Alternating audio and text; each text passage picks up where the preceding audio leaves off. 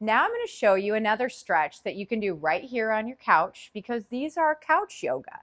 This is for people in chronic pain. So hopefully we can pull you out of that chronic pain loop by some of these stretches. So the next one, we're going to go up, and we're going to literally put our hands backwards, and we're just going to go up and kind of release. Feel that stretch. And it sounds weird, but I want you to pull your shoulders down and back while extending your hands up to the ceiling.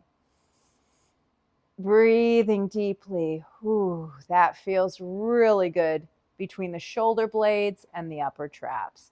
So again, try it. Release up towards the ceiling, shoulders down and back, and take a deep breath. Try to breathe into your stomach, no matter what you look like. Feels good.